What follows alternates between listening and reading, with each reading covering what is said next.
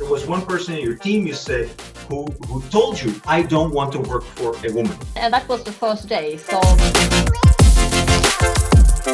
more or less everything we have around us comes, from some type of metal that needs to be mined. In production, you need to take a decision based on very little information every hour.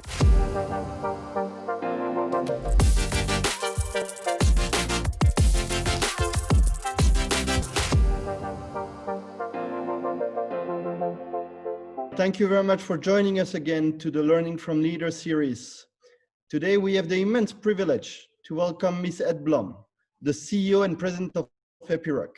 And I don't know if I still need to present him, but long-time contributor and author of Before I Was a CEO, Peter Vanham.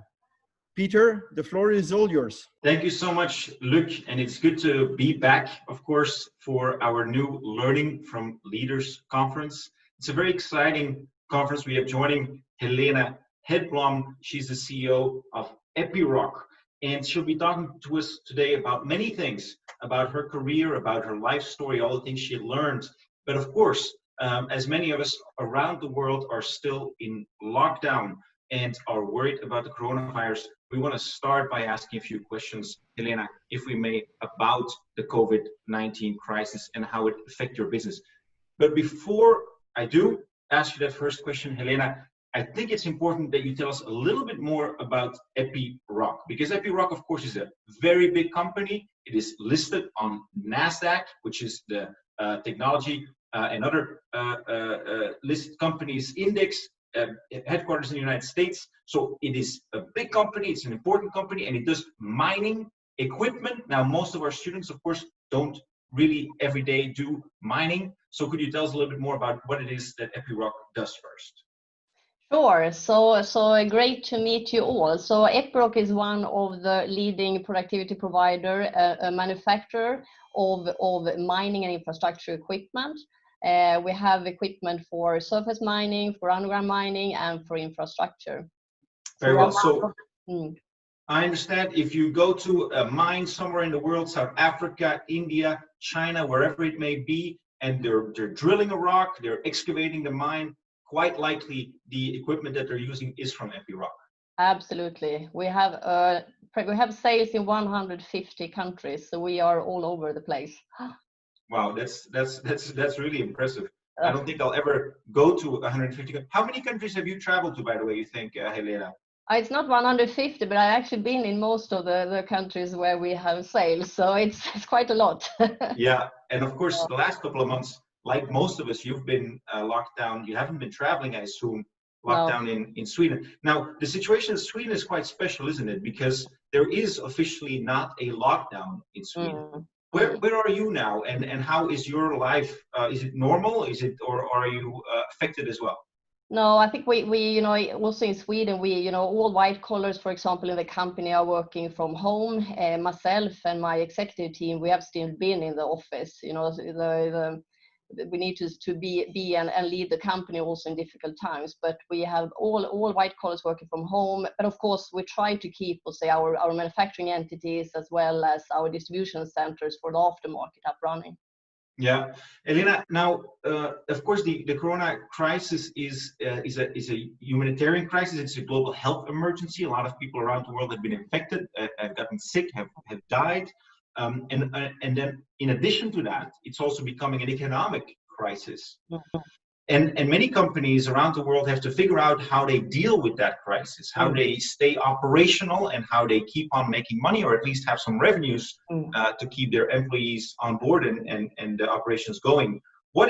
How do you deal with that? And how does your prior experience being in the mining sector, how does it help? No, so I think you need to be clear on your priorities. For us, the aftermarket is close to 75% of our business, and that is how we also have prioritized in this crisis now, to be able to support our customers to keep their operation up running. Then, as you say, we are used to a cyclical business environment, and usually, but the cyclicality in mining usually takes, it's 3 years to reach the bottom, and then it can quickly go up. I think what we have seen now is, of course, big swings was it based on the health crisis. So things that usually takes 3 years can take 2 weeks. Yeah, and of course, when you say you're used to the cyclical nature of business, you mean that in mining, a couple of years things go really well, and then a couple of years later things go really badly. That's the cyclical nature of mining, as they call it. When it comes to equipment, I would say, the capex investment in mining is cyclical. The actual production in mining is actually quite stable, and that, of course, what gives Epiroc the stability over a cycle. Our large portion of business related to the aftermarket. Yeah, but of course, in the last decade or so, or the last 2 decades, we had what was called a mega cycle in mining, where for a good number of years things went really well, emerging markets, mostly the rise of them, and then things started to go down and unravel, really. And so you have the experience of leading a company both in good times but also in bad times, and so that's what gives you the confidence that you'll be able to get through this as well. You're saying what happened to me before, in maybe 4 or 5 years, or she said 3 years, that downturn, I've had that downturn before. The difference is now it's happening in a matter of 2 months. No, so I think, as an executive team, you need to do different scenario plannings. You need to plan for different scenarios, and then you just need to decide to believe in something, right or wrong, and then execute according to that scenario. And most management teams sit in that situation right now. You need to believe in something. Where will this end up? When the health crisis is over, where will the supply demand be after that? Yeah, because obviously at some point you must assume things will go back to normal, or a new normal. And the question is mostly, how long will that take? And in the meanwhile, how much will things fluctuate? Will there be a second wave? Will the virus be concentrated in one part of the world or in another part of the world? Now we're seeing the epicenter has moved to emerging markets. You're very active in emerging markets, countries like Brazil, for example, and other Latin American countries. How has that changed your calculus? The fact that the virus was here 2 months ago, and now it's mostly in Latin America. Did you know that was going to happen? Did you expect that? Yeah, I think we expected it. Of course, in the beginning, maybe when there was an outbreak, was only in China. Then I think we watched it, but I think as it started to spread into Europe and then US, and you could see, I think we were very early in putting a complete travel ban in place, to put the crisis committee up in the company in each and every country, to be prepared.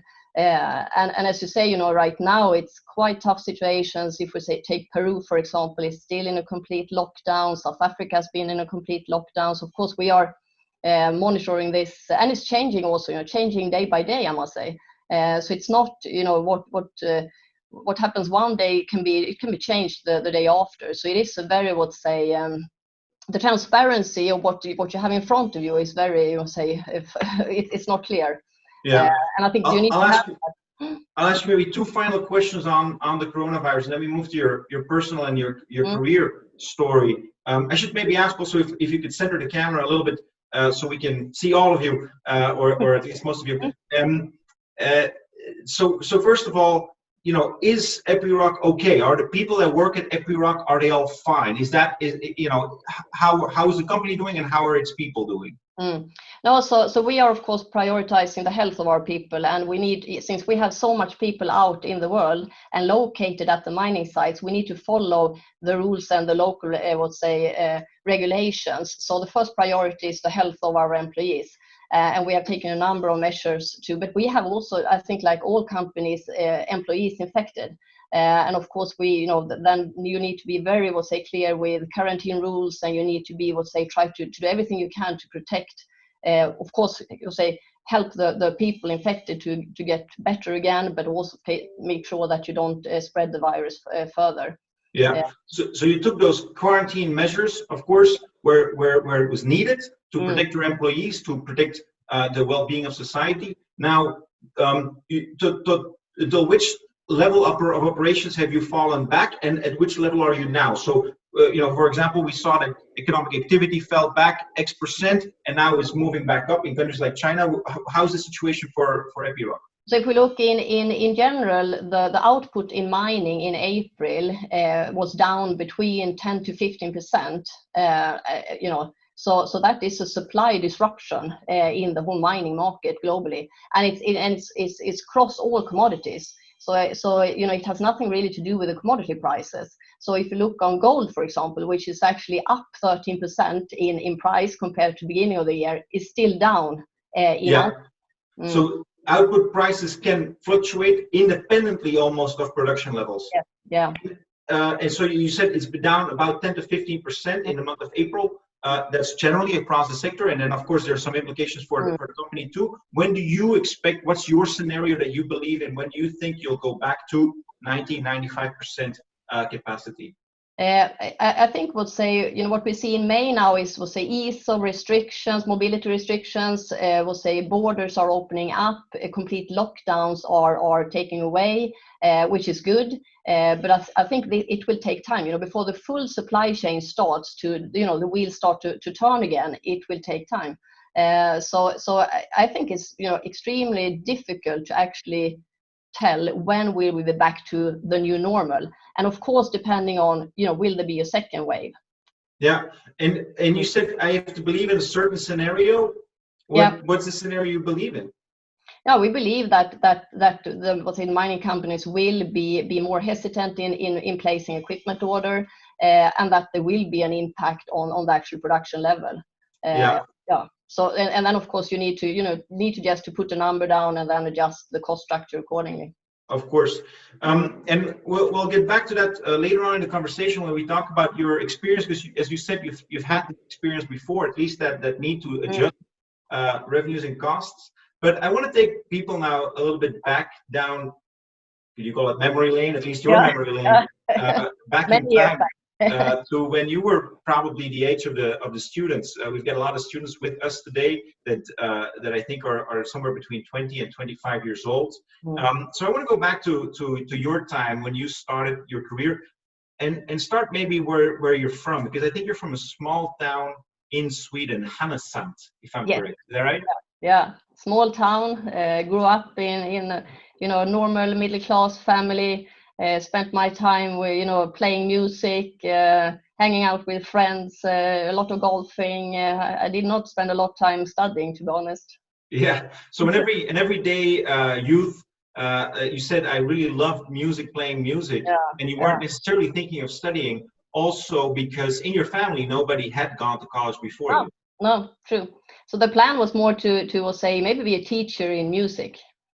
And so at some point then you say, the D-Day is coming, the day you have to make a decision. What am I going to do after high school? And then you decided, after all, I will try to go to college, and not just that, I will try to study engineering, which is, of course, as we all know, a very difficult study, and you have to do an entrance exam. What made you decide in the end, I'm going to do it anyway?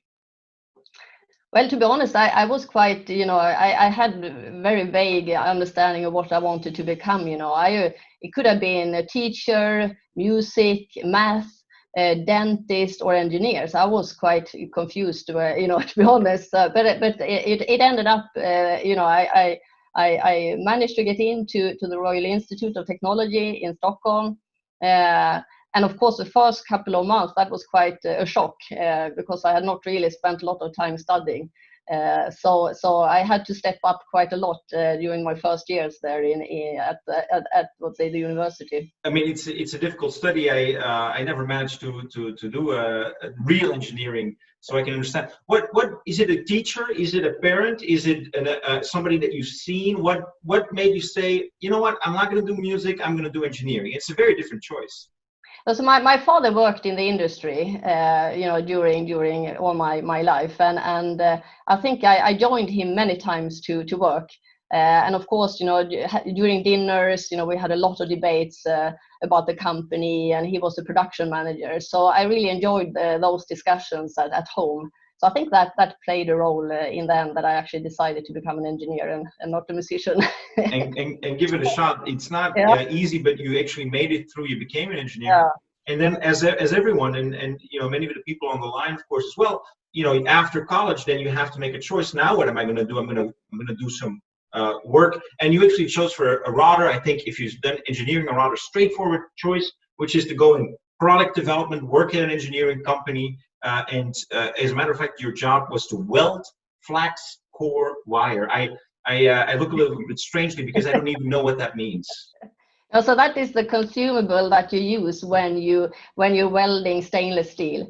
So I did product development of flax core wire for 4 years. Yeah, and so very straightforward beginning of your career. You know, you've studied to be an engineer. You know how it is to make develop a product. That's what you've done for 4 years. Very normal beginning, right? Yeah.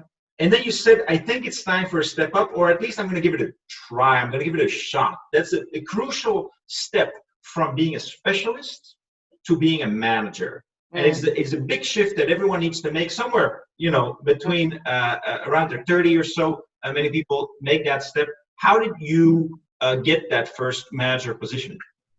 Also, I applied for it was a small manager position in Atlas Copco at that time, also within engineering, which was close then to what I had done. But I think I wanted really to say make a larger impact. I think that was maybe the reason why I applied. But of course, I had no clue if I was going to be successful as a leader. You need to try, and I think it was actually a quite good move to start small. I had I think 7 or 10 guys in the beginning. That was a good right. So start. I mean, what makes it a little less scary, I suppose, is the fact that one, you stay within your field, which is product development, engineering, and two, sure, you become a manager, but it's only a handful of people, right? Now, of course, as with any first job, there's going to be challenges, and you told me about a very interesting challenge that you faced, particularly simply because you were a woman, which was that there was one person in your team, you said, who told you straight up, I don't want to work for a woman. How do you deal with that? No, but and that was the first day. So of course that was, I think I at the age of 25, 26 maybe, that was a tough one. But you also, you need to decide, who is going to be the strongest in this. And I think I just decided, no way, I have got this position because I'm competent, and I will continue in this position. So of course it's it's tough to hear that, but you need to stay strong. Yeah, and you had that confidence because you said, hey, listen, I paid my dues. I did 4 years of product development. I applied for the job. I was the best candidate. I was chosen for the job because I was the best. I'm the boss. And you said to him, this is what it is. You report to me. Yep. And that's how it was. Yep. For many years. For many years. Oh. So you went from, now you're a manager at 26 years old, which is quite impressive, and you've been in that position for a number of years, as you said, and then you moved up. You moved up after 8 years. You became the vice president, still in product development, the vice president though of research and development, and now you really have a global role. So now you work with people in India, in the US, in China, in South Africa, really engineers all over the world. How did that challenge, how did you meet that challenge? Of course, it added a complexity. You had the distance, you had to learn how to interact and follow up, put processes in place, stay close even though you are far away, and also, of course, learn the culture differences. How do you manage a team in India compared to a team in China and the Americans? It's all, we'll say, different ways of tackle it. But those were very, let's say, developing years for myself, also understanding how to lead in a global context. Yeah, and of course there's a lot of cultural differences. You described one situation where you were talking to a team of a team in China, and you didn't really get feedback on what you were explaining, trying to explain from how they reacted, because they didn't really react. I don't understand. They don't have that direct confrontational culture. So how do you approach a situation like that when you don't have that visual sort of connection with people and they don't give you that feedback that you were expecting in your cultural context? No, so I was standing there in front of the team and I asked, are you on board? Do you understand? Is this the right way to go for us? And I had, like I said, no feedback at all. And I was like, come on, I want you to speak up. And it was still dead quiet. But then I realized, okay, maybe I need to do this in different ways. So I took them one by one and sit down in one room and explained. And then slowly, I got the feedback, which I needed. And I felt like, I'm not leaving if I don't get the feedback from the team, because that, for me, that's how you make sure that they are on board. Yeah. So it's an interesting balance that you then strike between leaning into another culture, because, you're not going to change anyone's culture and you have to respect that. You work with a global team on the one hand, and on the other hand, staying true, of course, to yourself and your own beliefs. And you said one important aspect from how I am as a person, as a manager, as a leader, is I'm values driven. So I'm going to adapt to people, but I will always stay true to my values. Yes. Yeah, I'm very value driven. Yeah. And so one of the things that you find important, as an example, is that you make sure that people believe, as you do, in what you do. Yeah. And so you say what that means is that until I know that people believe in it, I want to make sure that I spend enough time explaining things over and over and over again. Yeah. I spend enormous amount of time explaining why we're doing things. And for me, that is that is of course a process, but it is the way to make sure that I have the team on board and that people understand and really believe in why we're doing things. Because that's how you really create change, in my opinion. Yeah, because of course you need to make sure that people, are also motivated for the mission of the company, for the changes that the company wants to make. And in order to do so, you say the most important thing that I find is that you have to internalize why we're doing things. It's very interesting. Now, while you were VP of Research and Development and you had that global role, one thing you always did also, you said, is I always raised my hand when there was work to be done. And that led you to get other opportunities as well beyond your role of VP of Research and Development. For example, you said you were involved in a lot of the M&A, the mergers and acquisitions of the company at the time. No, I liked that strategic, let's say, challenge around M&A early, even though I did not really have a natural place in that M&A team, but I raised my hand, as you said, and I said, I want to be part, I want to understand, I want to learn. I was part of many due diligence, which was, great learnings. You have the chance to deep dive into another company, understand the strategic rationale, the fit with our company, etc. So the whole process, I'm a curious person, so I think that's why I also, I like to learn. So I really like that. And so, of course, a very big company. You were working at the time for Atlas Copco, one of those huge industrial giants, global giants. And at a time, of course, when it did buy other companies, it did merge with other companies. And so that was a very crucial role. Now, you said that was also the time at which I was able to turn that perceived, the fact that I was a woman, I could turn that around into a strength. And the fact that I was often the only woman or the first woman in that team, the M&A team, you were the first and only woman. How did you turn that into an advantage?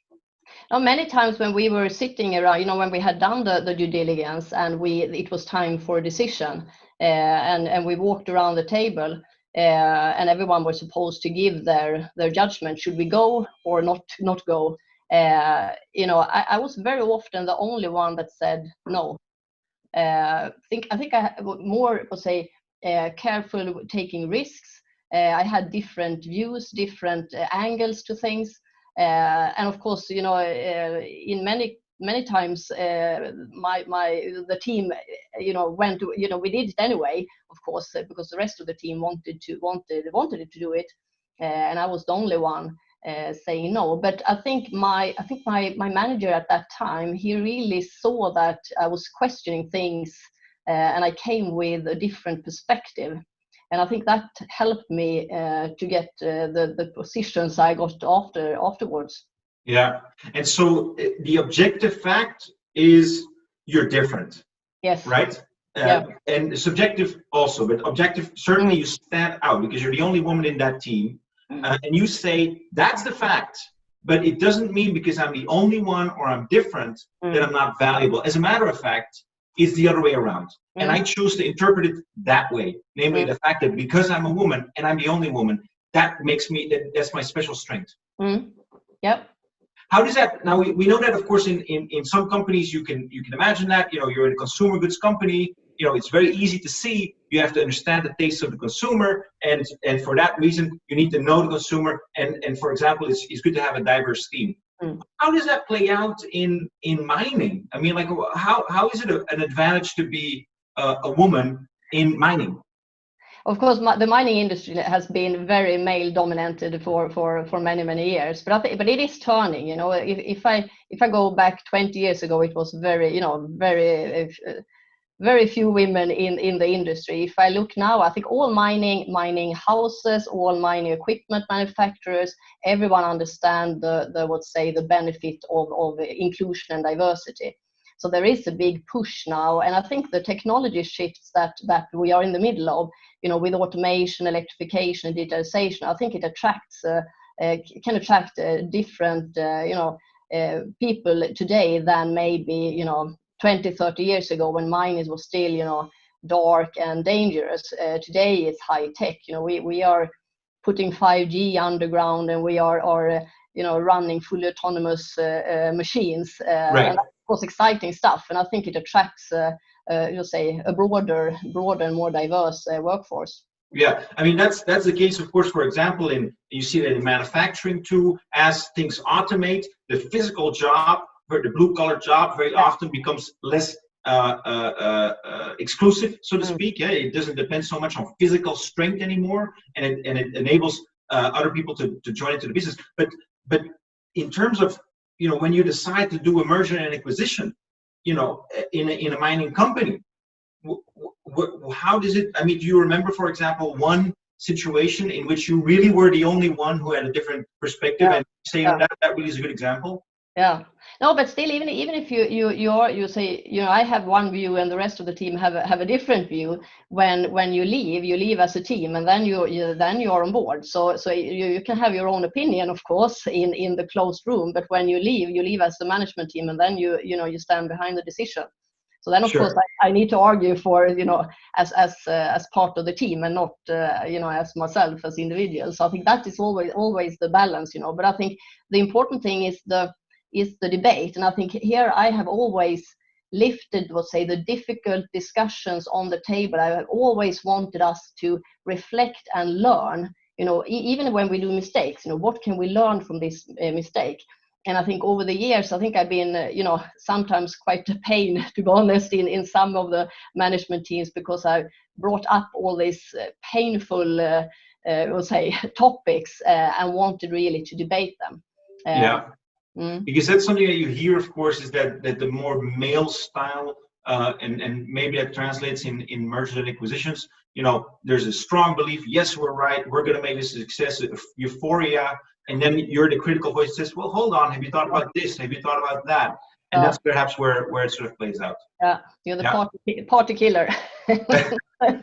But very, very useful and crucial role. Now, after you were vice president of R&D, you said, I've done that also a number of years, and now you spent, more than a decade, probably 2 decades in product development, and you say, it's time for something else. And I think we, many of us have that. After a while, you're like, I think it's time for something different. I want out. I've worked for one company for a very long time, and it's that typical moment where you have to say, am I going to stay or am I going to go?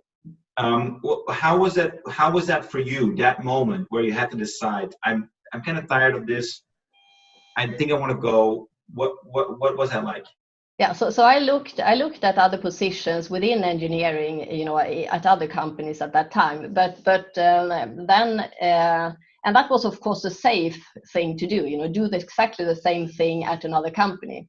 But then an opportunity came up as general manager for one of the largest production sites we have in Sweden, which was, of course, scary, as you say. It was something completely outside the comfort zone. And I applied, and I got the job. So that was, I think, from now in hindsight, I think that was maybe the most important move I did, to move away from, R&D is a support function, and move into the actual operational flow where you actually feel the heat every hour. Yeah, and you said that, and you said, it was a very difficult move, and a very unusual move. You went from a certain vertical, if you will, you call it a support function, which is R&D, to general management, and being responsible for an entire factory from the shop floor to the sales, the entire P&L, right? And you say it was a very difficult decision. It was scary for me to take that on. I mean, I understand, but if I hadn't done that, I wouldn't have been able, looking back, wouldn't have been able to grow to become the CEO of a company, because you really need that diversity of experience. Yeah, no, and I really learned the difference. When you are in engineering, you can investigate things, and you can sit in meetings, and you can take a decision 2 weeks from now or 3 weeks from now. In production, you need to take a decision based on very little information every hour, because every lost hour is a lost hour, and especially we were running 5 shifts, so 24/7. So every hour is a lost hour. So and that puts the pressure on us. So as I learned, I learned the speed in decision making during those years. Yeah, and it's something that you've embraced over time. You said you became somebody who was result oriented in those years, and who was focused on making decisions. Yes. Right. You don't linger. Now, that certainly became even more clear when you made your next step in your career, which is to go from the general manager of one factory to being general manager of a whole division of 15 factories. And you said, enormous difference in scale. Went from one factory to 50 factories, from 800 people to 4,500 people. And then moreover, I had to do it at a time when that cycle that we talked about before was coming to an end, the positive cycle. The winter was coming in, and you had to cut costs. I mean, how do you do that? Now you have to do 10 times more people or 5 times more people, and you come in with the message, I'm your new president, and by the way, day one, we're going to do cost cutting. Yeah. No, so that was, of course, a tough challenge, but I think you need to balance it. So you need to be very clear of the long-term strategy, and you need to both invest and cut at the same time. So I invested in R&D. Set up a purchase department, for example, to make sure that we could lower the cost for the raw material. At the same time, we were closing 4 factories, and we were taking out 800 people. So, and that is what I think you need to really trust your strategic direction there, and dare to invest and cut at the same time. And of course, the organization is putting enormous pressure on you when you invest at the same time and questioning why you are investing. But that, I think, for me, that has always been, and then maybe back to that, I'm simplifying things always. And for me, that is quite clear then, you can't only cut, then you destroy your own. So you also need to invest for the future. But it's a concept that I mean, of course, the way you explain makes sense, but it's not that obvious. You say, I cut and I invest. I mean, that's plus and that's minus. Those 2 things are opposite to each other. Yeah, right? You just need to make sure that you cut more than you invest. And I mean, because that's what it is, isn't it? Because if you just cut, then you need to cut 20%, you cut 20%. Now, if you say, I want to invest 10%, well, then you got to cut 30%. Exactly. But you say, that's exactly what you got to do. Because if you want to accelerate afterwards, if you want to grow after the crisis is over or after that cycle ends, the new normal is not going to be the old normal. And so you have to invest in new capacities, in new skills, in new products. And that's why you do it. Yeah. We're almost at the end of the conversation, of the journey, if you will, and we'll pull in a couple of questions from students. But before we do, we have to get to the big culmination of that career, which is you went from from division president to business area president. Basically, now you're part of the top management of that huge company, and now you're responsible for 15,000 employees globally. And you come into that role, you say, I'm Helena Hedblom, I'm now part of a general manager, I made it, but what happens 2 weeks into your new job, a big surprise. Yeah, so the board of directors of Atlas Copco decided to split the company into 2 listed companies. So 2 weeks into the role, I ended up in the middle of that, which was of course something extraordinary. So we had 12 months to split the company. A company that has been together for more than 100 years, 140 years. And you can just imagine all the IT systems, all the locations, all the people. It was a massive project to split all of it, create a new brand promise, rebrand the whole thing everywhere in 150 countries, create new legal structures, transfer all the employees. New corporate culture, perhaps. Yeah. And you're like, okay, that's it. I've had this a number of times before. Every time that I made a step up, I had to learn new things, and this is what I'll have to learn, which is to build a new company. No, I and think you just do it. Yeah, and I think what I learned during that year, is more than I have learned the last years. It was an amazing journey. I think now in hindsight, I think all of us that were part of this, it was a fantastic experience. Of course, a lot of learnings also that sometimes you just need to let go because it was so much changes happening in parallel. So at one point you really lose control of the communication because it's so massive, ongoing everywhere. But you just need to trust that when you're doing the right things, we will come out, in a good way, and trust that the people also understand that it's extraordinary circumstances. Yeah. And it's such a massive change, by the way, that my curtain spontaneously fell down when I heard what you were saying. But that's all right. Helena, you did it really well. I mean, like you're now 3 years into that new role, and now, of course, you're the CEO of that listed company on NASDAQ. Epiroc, of course, like every other company, is facing the crisis. But you say, I've been there before. I have the confidence, and we will get through it again this time around. Yeah.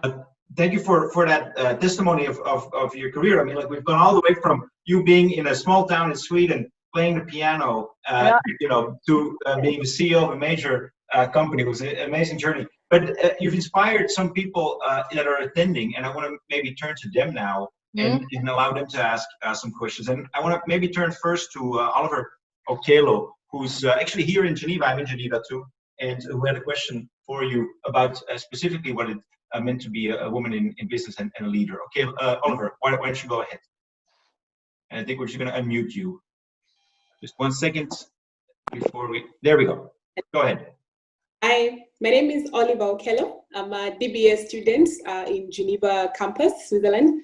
My question is, the mining industry traditionally draws talent from the STEM discipline, which is mainly male-dominated.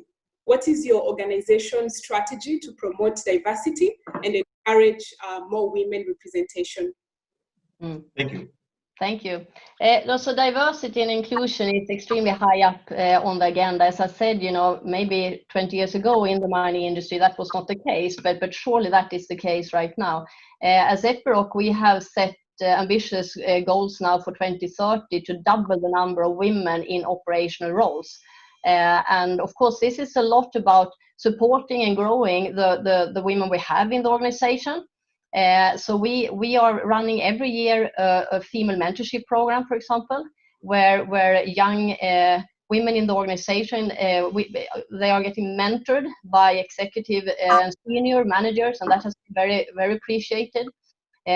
So we are doing a lot of things, and also would say moving people. We have a lot of talented women in finance, for example, or in other support functions. So we are also doing a number of moves, we'll say, from finance into operations, and giving the opportunity to the strong ladies we have in the organization also to take that step, so to say. Yeah. And so maybe one of the lessons also for people who are starting their career now is to pay attention to the plans that companies have and whether or not they believe in diversity, whether they believe in inclusion. And you mentioned, at Epiroc, you will see that because we invest in that, and that's something that people who might want to join a company like yours should pay attention to. Does a company really walk the talk on that front? Yeah, and for myself, it's more I have always believed in diversity in all aspects. So gender and culture and age and your experience. I've always built very diverse teams. And if I look on the, we have 33 nationalities among our top managers. Yeah, and I mean that's absolutely incredible, and of course it remains a challenge in many industries and in many companies. We also have a question online. Thank you, by the way, Oliver, for raising that issue first with all of us. But we also have a question from another student, Jane Oma, and she says, you shared how you grew to the position of leadership or CEO, being the only woman almost in the industry at that time, which is very inspiring. Now she asks, Jane, how can women who are, and you just touched on that subject, how can women who are from minority groups navigate around issues of discrimination, whether it's gender discrimination, religious discrimination, race, or even family relationship? You lead a global company. What advice can you offer on that front? No, but I think of course you need to say, as I say, pay attention to if the company really believes in inclusion and in diversity. And then also say pick your leaders. I think it's extremely important to say work for someone that actually want you to grow, that invest in you and see your talent, and then of course also show that you are prepared to take on more responsibilities. As I said, raise your hand and jump into a project on top of what you're already doing. Make yourself, available and apply for positions so that the recruiting manager sees that, this is someone with a strong willingness to take the next step. I think it's extremely important, to show that confidence, that you are prepared to take the next step. Yeah. Even if you don't have the chance, right at that time, but eventually it will come.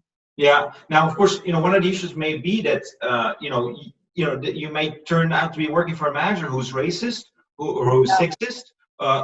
So then, of course, you can raise your hand all you want, but you're not going to get ahead.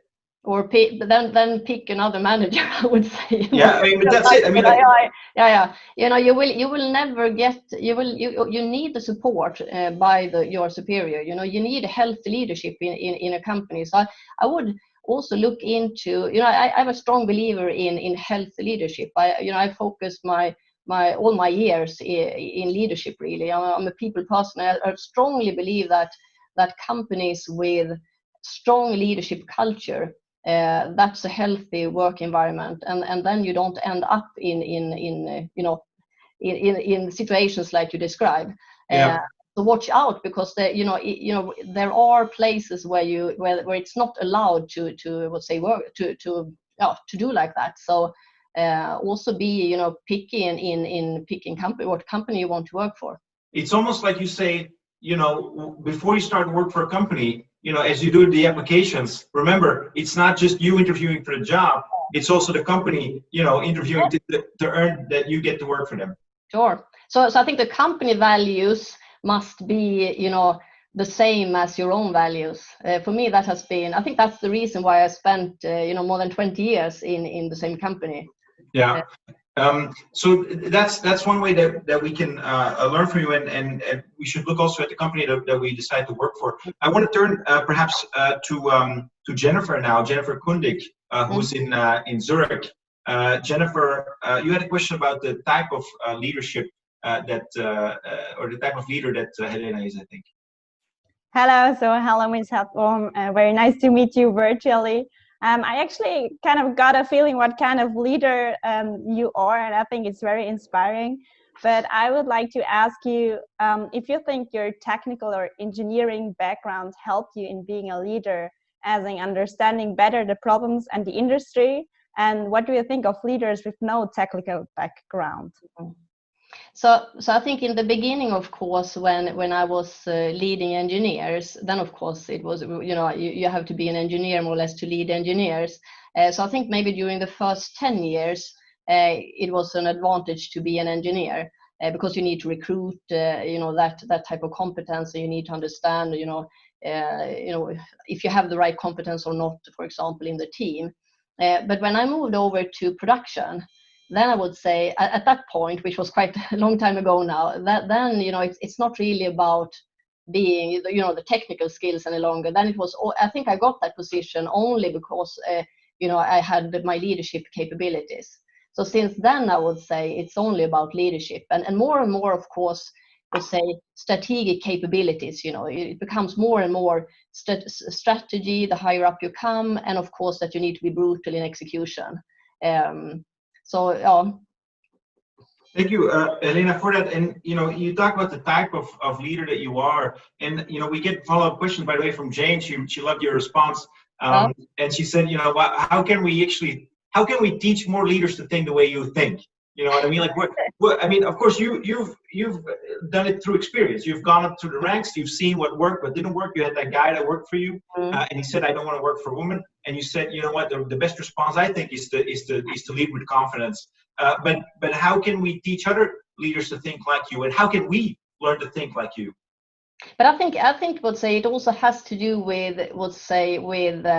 diversity, because you need, or an inclusion, you need a diverse team. I'm not sure that it's about gender. It's about really paying attention to really strong leaders and leadership capabilities, and promote that. Very often in companies it is the best engineer that becomes the R&D manager, and there may be someone extremely skilled in production technique that becomes the production manager. And I've seen that many times as well, and it's seldom so well functioning teams around. And I think that also has to do with how high up is leadership on the agenda in the company. For myself, it has been one of the highest priority. I always say that if you don't have a strong leadership, you can't handle whatever happens. If I have the strongest leaders I can find on this earth report in my team, then we will tackle whatever situation that we will be in. And I think if it's growth, if it is an M&A, or we need to close down something, we will as a team then manage it. So I think it has to do with also if the culture in the company is believes in modern leadership.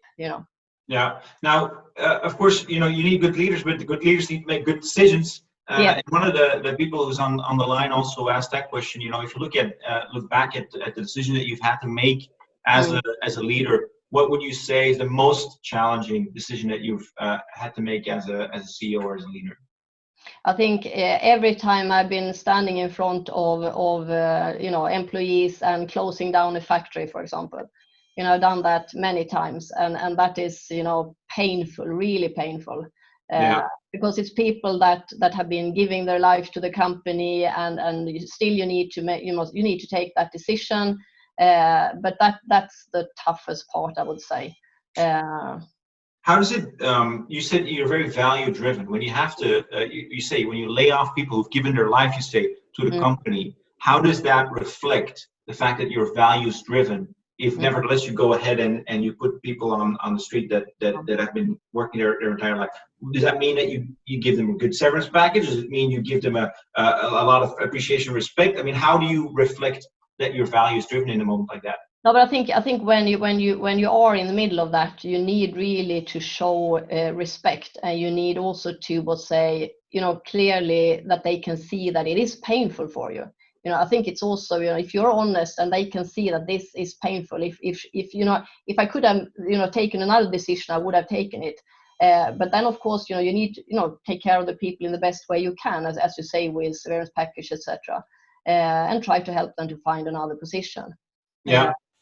Now, we're of course going through a crisis. We talked about it at length in the beginning of this conversation, but Carmen de Lange in the campus in Barcelona has a question also about, I think, COVID-19. I'm going to see, Carmen, if we can get to your question, if we can unmute you. Hi, Helena. Thank you for joining us today. I just have a question. It's not COVID related. I would just like to know, on behalf of our student Gololo, he asked, would you do anything differently if you could start your career over again? No, I don't think I would have done anything different. Of course, when in hindsight, maybe I should have picked my battles. I think I've maybe been in a couple of battles that I could have avoided if I would have had more experience. So maybe that is the only thing. I think I still would, if I would have given the opportunity to do what I do today, I have loved all my positions. I really enjoyed my different roles in my career. And I have, as we said, I've never planned for next step. I've always been in the job and try to do my best, improving things. That has been. Now, I got to say, it is very impressive when we talk to you. Like, you are, I mean, extremely confident now. Because, I mean, of course, you're a CEO, so I understand that you would be confident today. But one of the, because you're leading a company, doing it very successfully. But surely along the way, and this is also a question from Diego Sosa in Mexico. He says, how do you manage fear or insecurity when at the time when you were the only person who was saying no in your team, when you weren't yet the CEO and you didn't yet know I'm a leader? How do you deal with those thoughts of fear and anxiety and insecurity? But I think you need to try to overcome it. And of course, when you are in the situation, it's scary, and it's not feeling so say comfortable inside your body. But I think you need to find a way to stay calm and relaxed, and maybe not take things so serious. I think you also need to keep your foot on the ground and be you're a private person as well, and you have a private life and friends and families, etc. And not blow the situation up so it becomes so bloody important. I think you try to, because then also I always say to myself, what's the worst case? If I People follow my advice. Yeah. No, it is what it is. Yeah, and I very often think that I want to be able to look myself into the mirror and in the evening, and I want to be able to tell myself that I've been honest. I've been telling my view in different debates, and that's what has maybe kept me going in those moments of insecurity. Yeah. You touched upon it in the very beginning when we talked about where you're from. You said, I come from a small town, but from a loving family, and I love to play music. Do you think that those those experiences growing up, your love for music, your love for the outside, being around people and family, is that something that you can sort of tap into again and sort of get also strength from? Yeah, for sure. I love listening to music. I'm not playing in an orchestra today. I spend most of my time doing yoga now, when I'm not leading the company. But for sure, I think you need to have something to outside, something that keeps you on the ground, so to say, so you're not become too much in your head. And it's something that you've really focused on. You said, in the preparation conversation, that it's important to have balance. Yes. It's important to keep on having fun, even if you're in stressful situations. That you're sometimes able to turn off that professional hat and go back to your regular life. Of course, you say all of that, and I have no doubt about it. Somebody who shows up very early in the morning and goes home very late, but nevertheless, you find it important to have a balance. Yes, absolutely.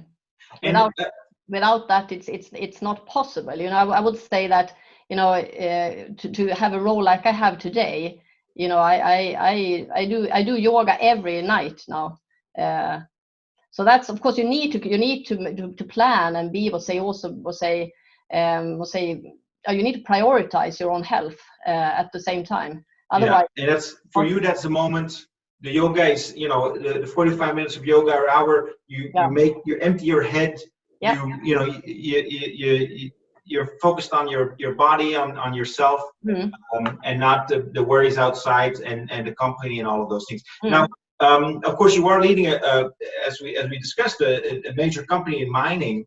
And one of the other questions that we get from Leopold Storp, one of the students as well, he says, the world, of course, has, and we know this, limited natural resources. And so, obviously, when you're a company that's delivering equipment to mining, in a way, you're helping exploit or extract those limited resources. What's your exit strategy, or what's your diversification strategy, knowing that right now your success depends on us extracting those limited natural resources. Also, of course, I would say the recycling trend, that is a clear trend, and I think we as a world need to embrace recycling more and more. We also have products for recycling, so we have hydraulic attachment for recycling and demolition tools as well. But of course, also the mining industry, surface mines will have to go underground in the future, and underground mines will have to go deeper, which is good for us, because then you need our equipment, and you need to drill, because the grade is also declining.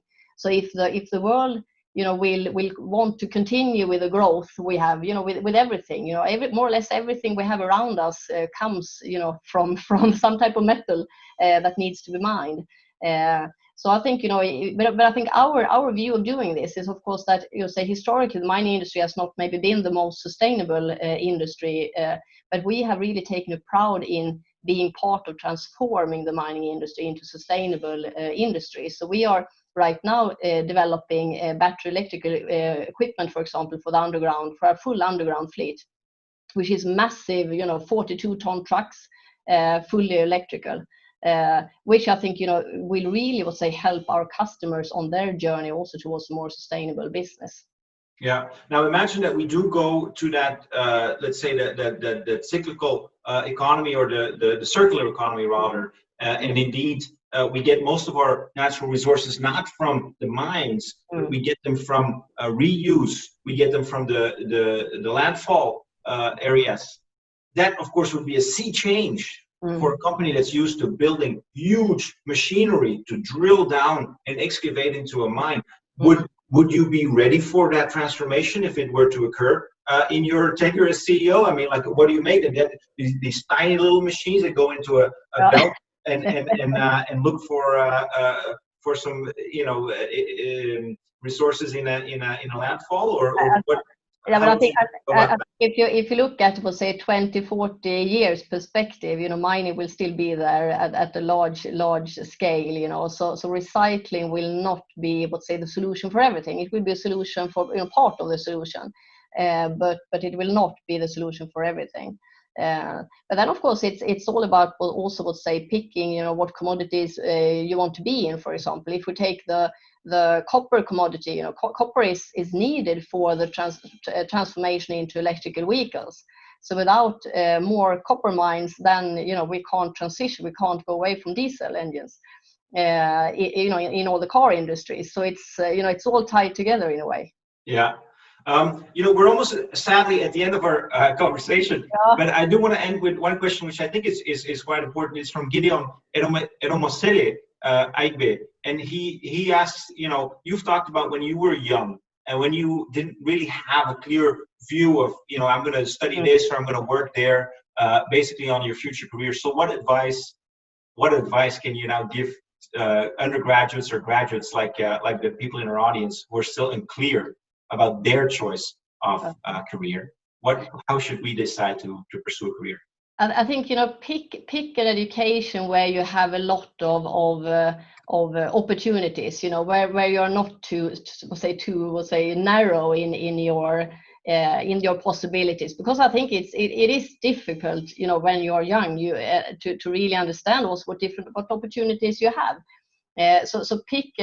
I would recommend to pick something that is as broad as possible, and then try it out. Try a specialist role, or try a private small company or a large corporation, and find your spot. But as I said, have fun.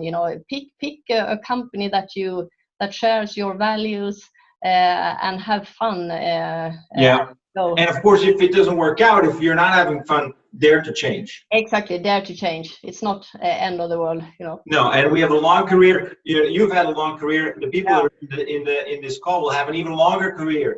We all turn 100 years old. That's of course something that we'll remember. And to end, I should note, if you had wanted to become the CEO of Epiroc of the beginning of your career, well, that would not have been possible because the company didn't yet exist. No, exactly. Right? Exactly. So, I think that's a good lesson. and for all of us that it's okay to be agnostic in the beginning of our career. Thank you so much, Helena, for sharing all of your insights. We've gotten a lot of feedback from viewers and students who loved what you had to say. Very inspiring, and I'm sure they'll want to follow in your footsteps. And now that you've told us how to do it, what are the secrets? I'm sure we're better equipped to do that. So thank you so much, Helena, and over to Luc. Yes, thank you very much, Helena. Let me join Peter. I think your session has been really inspiring for our students. It has been kind of a leadership session for them that they have covered in class. So thank you for sharing your time. Thank you for sharing your vision. And you set an example for the entire EU community. Next, for our students, in 2 weeks' time, we will have the Dan Straven from chief economist from Goldman Sachs. Other series, other leader sharing his view. Stay safe, everybody, and don't forget to join us.